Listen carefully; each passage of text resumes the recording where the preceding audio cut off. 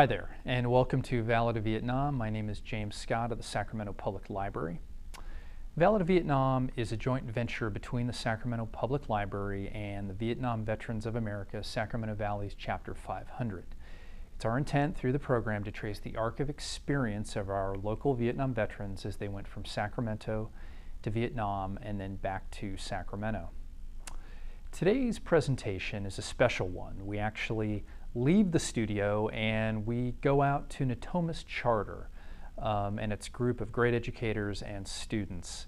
Our presentation there took place on May 23rd, 2013.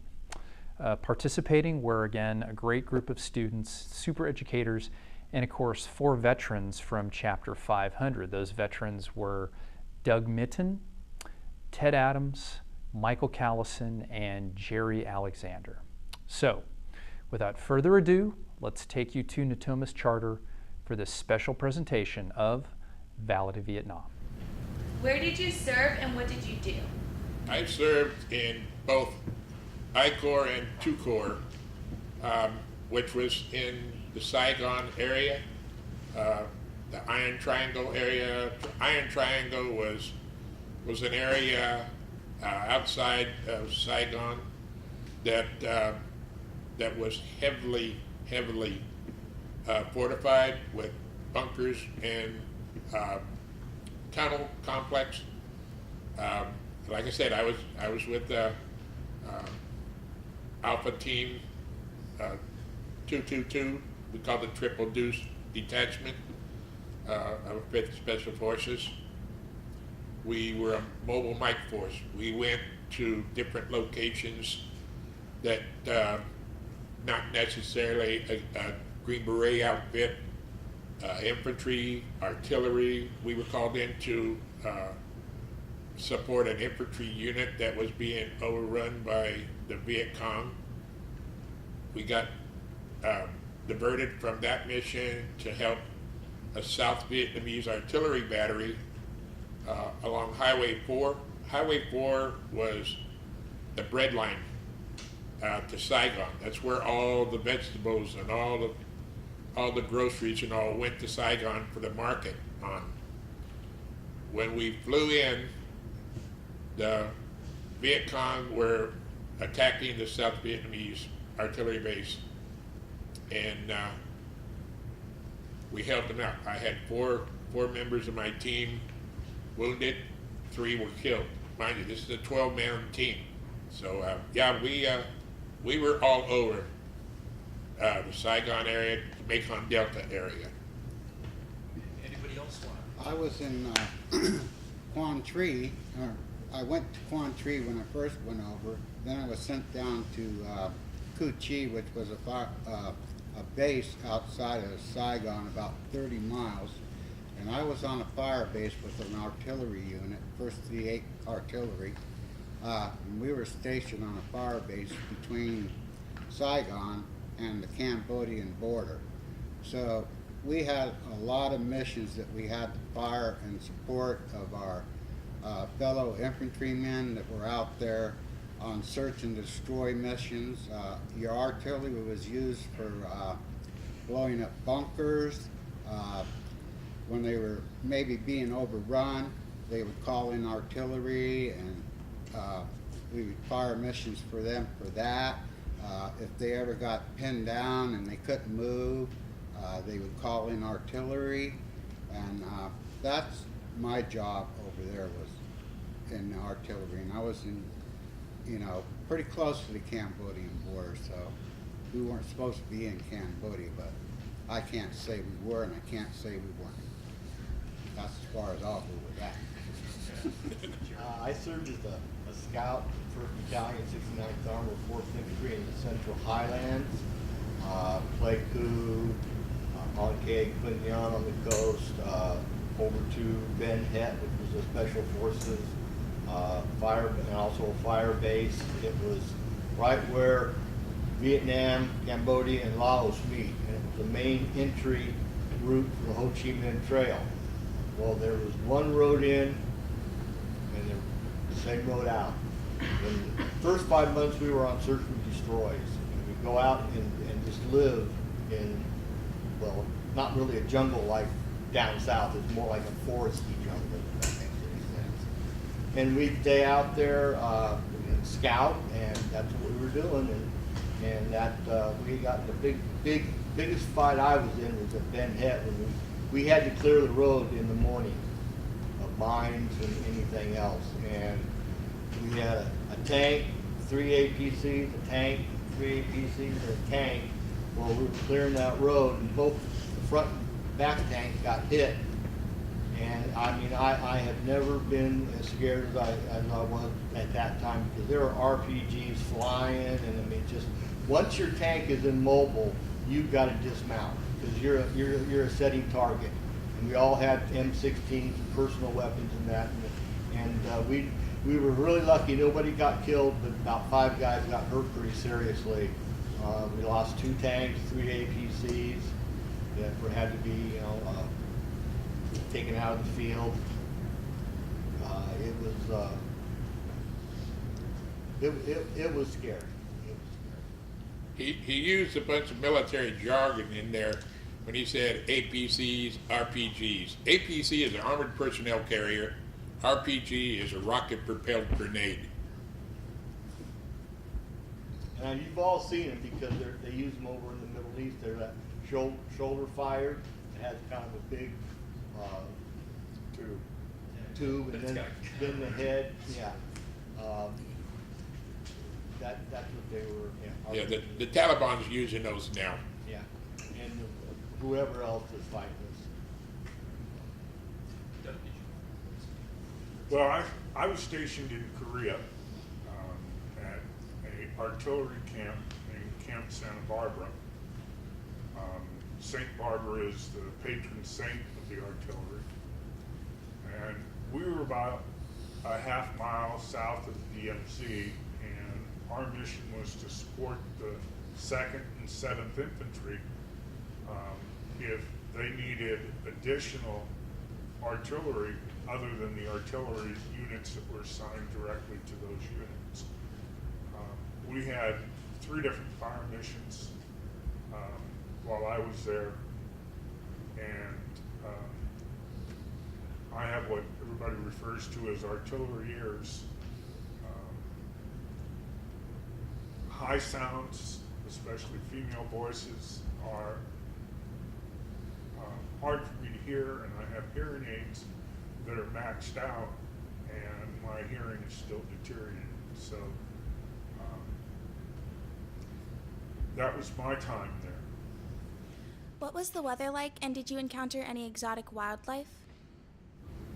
The weather in Vietnam, sometimes it was hot, a lot of times it rained, and I mean it rained. During the monsoon times, we had pulled into a location to spend the night when we got a lot of rain coming in. We were right along, we were in the Mekong Delta along the Mekong River. We ended up, the area got flooded.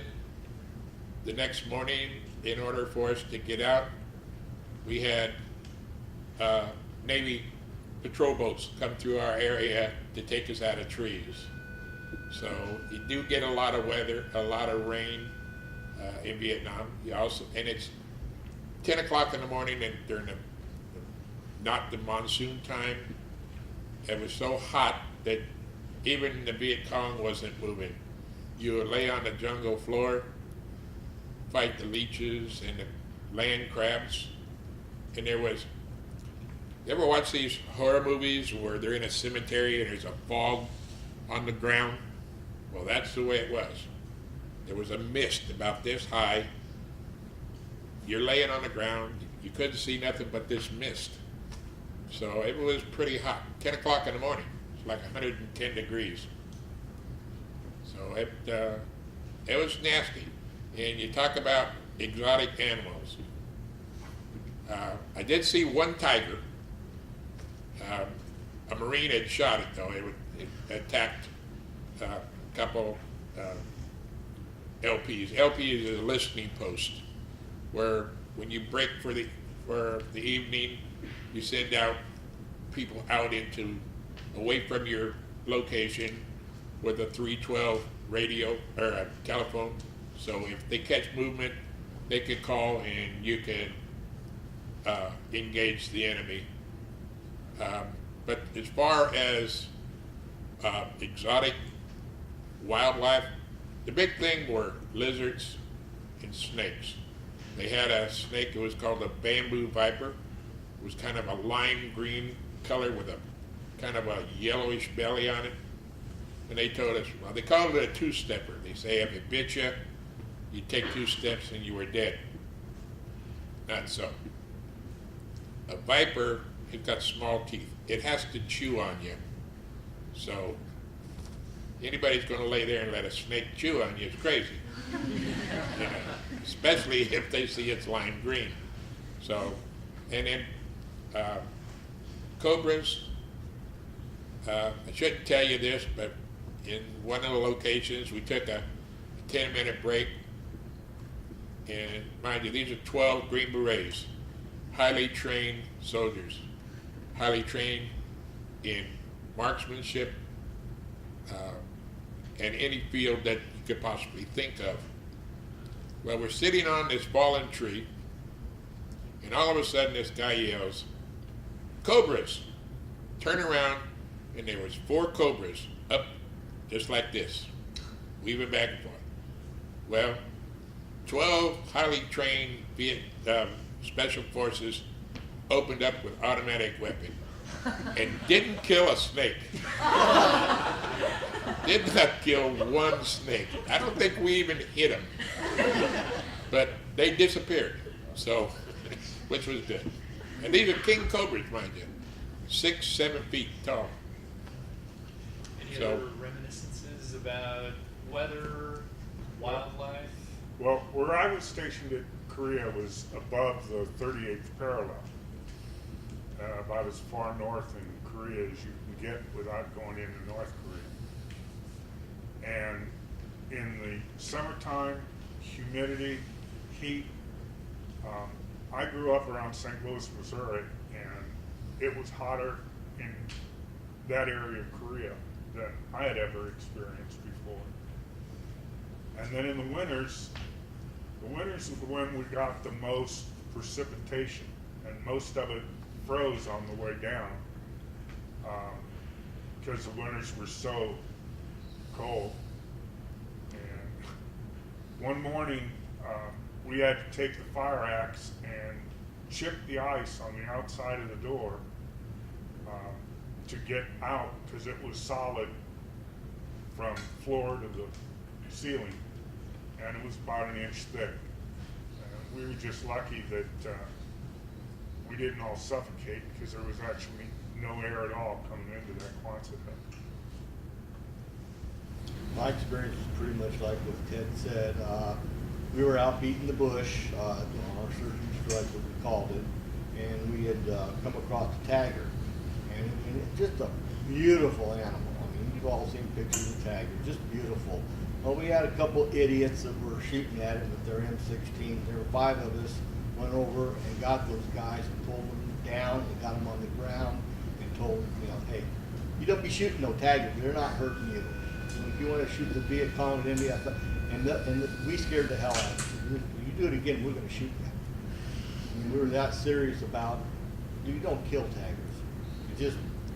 You don't do it. So, and then bamboo viper, we were out beating the bush and we'd stop.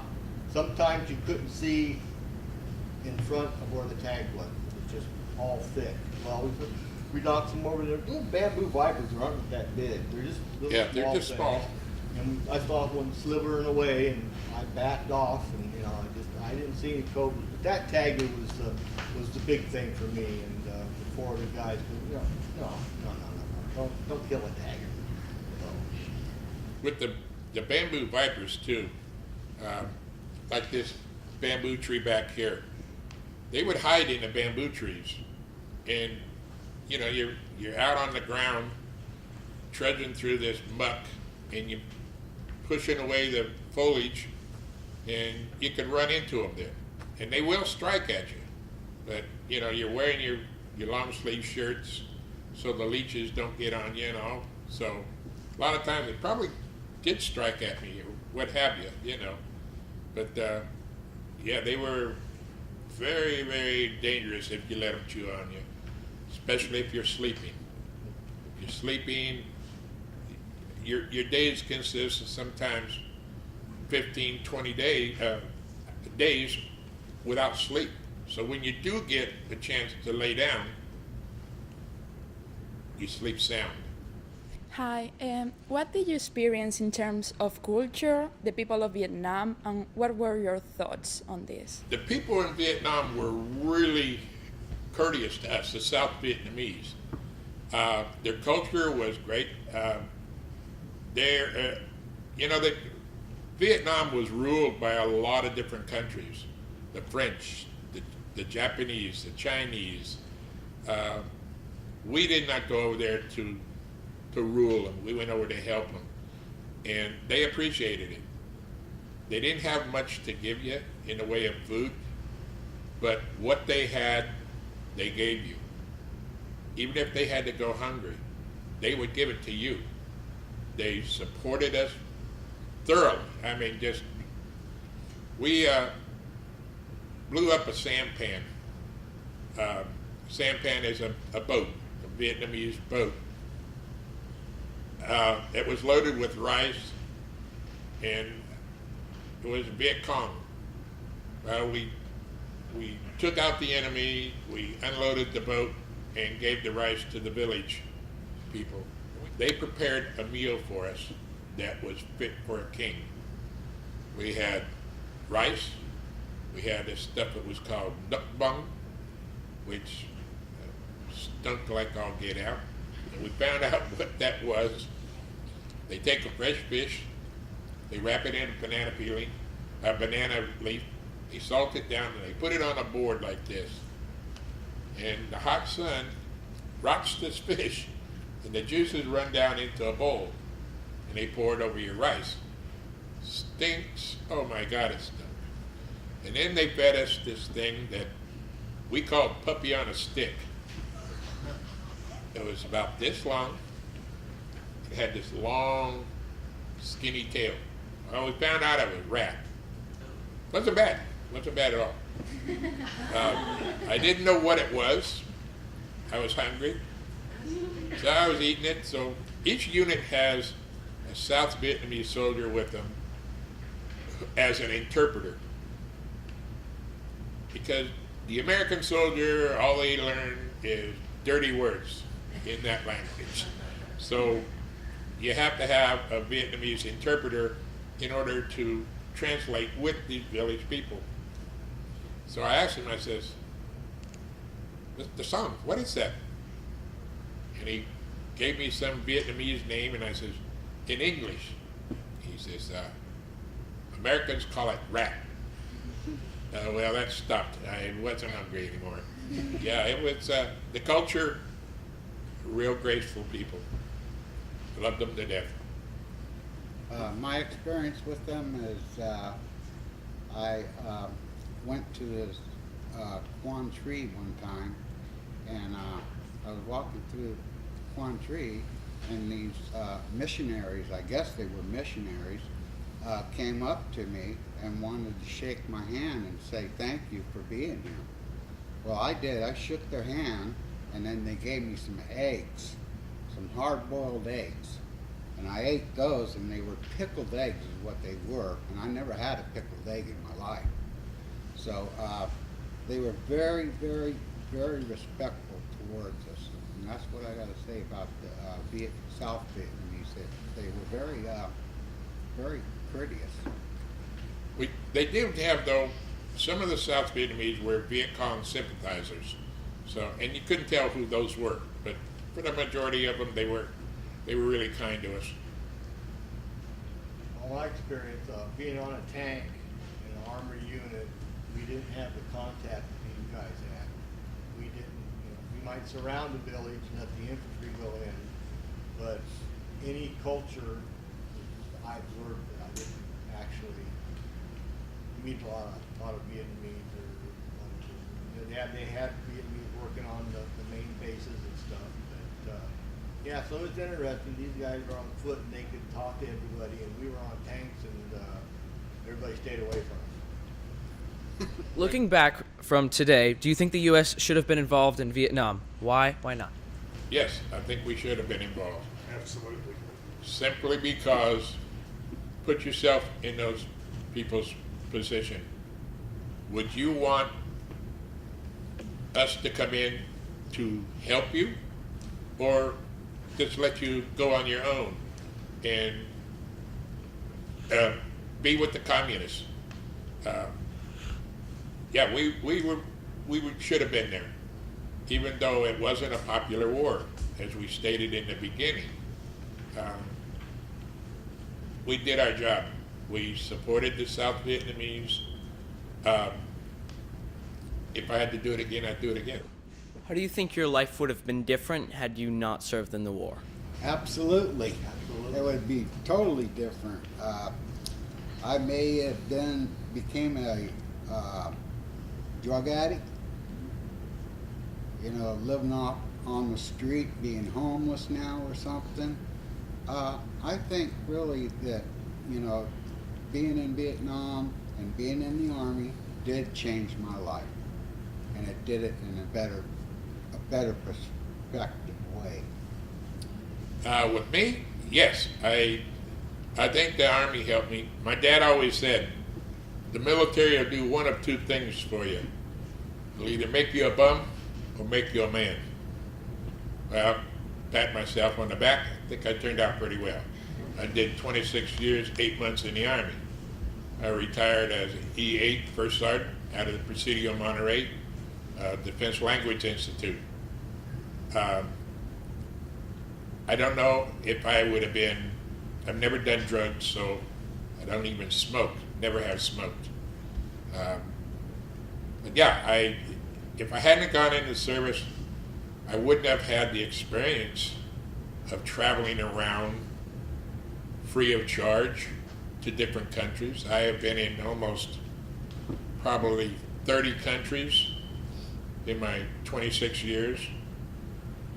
Like Doug, I did 4 tours in Korea with an artillery unit up north of the 38th parallel.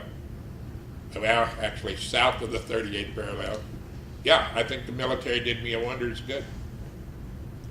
I love the military part when basic advanced individual training and the time I spent in Alaska.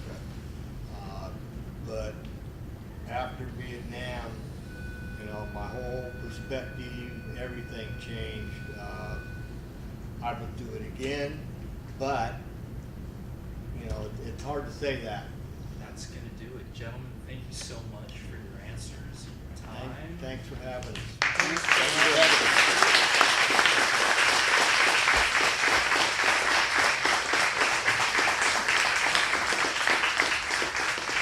I just wanted to say thank you to Natomas Charter for all the great questions from the students. It's great being here, and we look forward to doing it again. Thank you. I noticed at the bottom of the list that you sent us, there was a question pertaining to you. Oh, gosh. You didn't answer it. On the spot. There you go. You betcha. Well, I could answer it. The question is, why do you think it is so important to serve the veteran community today? Well, it's a long answer. I'm going to try to make it kind of short. The first thing is this: gratitude.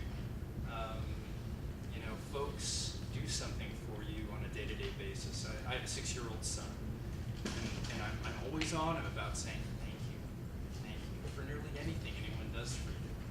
That's the first thing, is gratitude for the sacrifice these fellows have made, and all of them have made sacrifices for us. The second thing would be atonement, especially with our Vietnam veterans. We just heard all the tumult they went through when they came back, the unthinkable acts that were committed against them. So I think by honoring them and putting together programs like this and hearing what they have to say, we are able to atone for a lot of the sins that took place after the war. But overall, it's about sacrifice and recognizing the tremendous the sacrifices these men made. Has anyone read Stephen Ambrose's book, Band of Brothers, or seen the series Band of Brothers? Okay, well there's a portion of the book near the end where this unit is heading east through Austria, and the war is essentially over. And coming the other way, we have a bunch of Germans, and one young American paratrooper stands up and just starts screaming at these Germans and saying, 3 years of my life, I'm never going to get back. Obviously, the military did some great things for these guys, but we ask so much of them, to do the things they do, and we take years from them to get these things done. So again, gratitude and recognition of service is really what it's all about. And it's a great place to put your time and effort if you can. I got one quick comment. If you're wondering, tanks are a blast to drive. So I just wanted you to know that.